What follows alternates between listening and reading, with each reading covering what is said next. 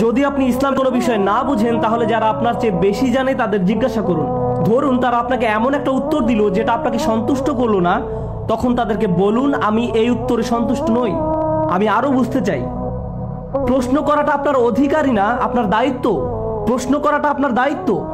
যখন এই উম্মাহ চিন্তা করা বন্ধ করে দেয় এবং চিন্তা করার পরম্পরা ধরে রাখাও বন্ধ করে দেয়, তখন উম্মার সবচেয়ে খারাপ পরিণতিটি ঘটে, সবচেয়ে খারাপ। আর সেটি হলো পরবর্তী প্রজন্ম মুসলিম হয় শুধুমাত্র এই কারণে যে তাদের বাবা মা মুসলিম। এটাই হচ্ছে উম্মার সবচেয়ে খারাপ পরিণতি। কারণ তখন শুধুমাত্র বাবা মা চায় বলেই তাদের সন্তানের ইসলাম ধরে রাখা। আপনারা জানেন আমরা এমন একটা সময় বাস করছি যখন পরিবার বিভক্ত, সন্তানরা তাদের বাবা মায়ের থেকে আলাদা জীবনযাপন করে। তারা কলেজে যায়, ভার্সিটিতে যায়, চাকরি করে, নিজেদের আলাদা জীবন নিয়ে ব্যস্ত, তাই না? এবং যখন এমন হয় তখন দেখবেন, হোক তারা বৌদ্ধ, হোক হিন্দু, খ্রিস্টান, ইহুদি বা মুসলিম, অধিকাংশ ক্ষেত্রেই বাবা মা ধার্মিক আর সন্তানরা ধর্মবিমুখ। এই ছেলে মেয়েগুলোকে জিজ্ঞাসা করলে বলবে, যখন আমি বাবা মায়ের সাথে থাকতাম তখন প্রতি সপ্তাহে তারা আমাকে গির্জায় নিয়ে যেত, অথবা আমার বাবা প্রতি সপ্তাহে আমাকে জুমার সালাতে নিয়ে যেত। কিন্তু এখন আমি আর বাবার সাথে থাকি না। এখন আমি কলেজে পড়ি, এখন আমি মুক্ত, আমি আর যেতে বাধ্য নই, যাওয়ার কোনো কারণ নেই।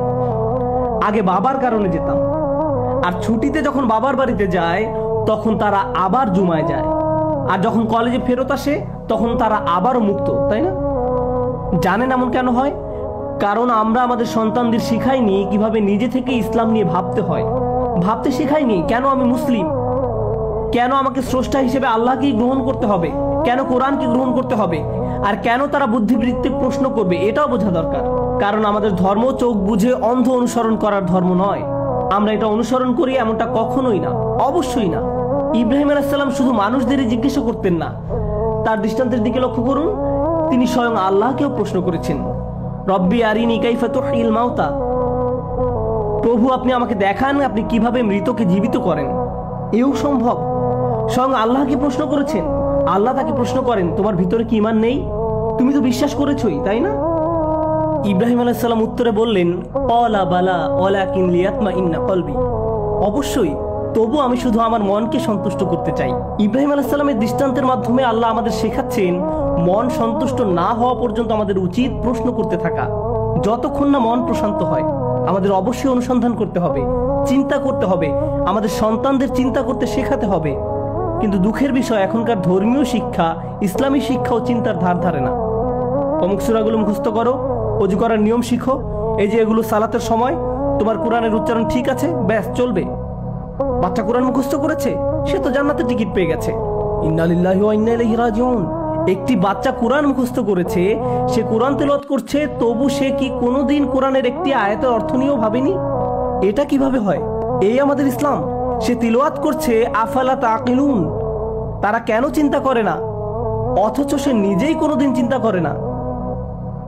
ব্যাপারটার বক্রতা খেয়াল করুন। সে পড়ছে, ওয়ামাসালুল্লাযীনা কাফারু কামাসালিল্লাযী ইয়ানঈকু বিমা লা ইয়াসমাউ ইল্লা দুআআন ওয়া নিদাআন। কাফেরদের উদাহরণ এমন যেন কেউ এমন কোন জীবকে আহ্বান করছে যা হাঁক ডাক আর চিৎকার ছাড়া কিছুই শুনে না।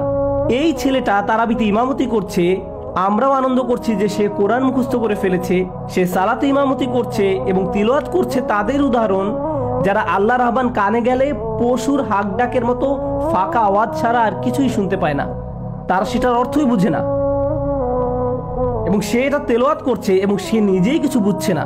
খুবই দুঃখের বিষয়। এই উম্মার জন্য এটা প্রচন্ড দুঃখের ব্যাপার। এটাকে ঠিক করতে হবে এবং এই প্রজন্মকেই করতে হবে। আল্লাহুল আযীম, আপনি কি জানেন কোন জিনিসটা নাস্তিকতার দিকে মানুষকে আকৃষ্ট করছে, ধর্ম থেকে দূরে নিয়ে যাচ্ছে? আমি বিজ্ঞানে বিশ্বাস করি, আমি ঈশ্বরে বিশ্বাস করি না। এ ধরনের মানুষ ইদানিং এত বেশি কেন দেখা যায়? কারণ তারা বলে বিজ্ঞান আপনাকে চিন্তা করার সুযোগ দেয়, দর্শন আপনাকে চিন্তা করতে দেয়, নাস্তিক্যবাদ আপনাকে চিন্তা করতে দেয়, কিন্তু ধর্ম আপনাকে চিন্তা করতে দেয় না। হয়তো অন্যান্য ধর্ম আসলেই আপনাকে চিন্তা করতে দেয় না, কিন্তু আমাদের ধর্মের ভিত্তি চিন্তাশীলতার উপর নির্মিত।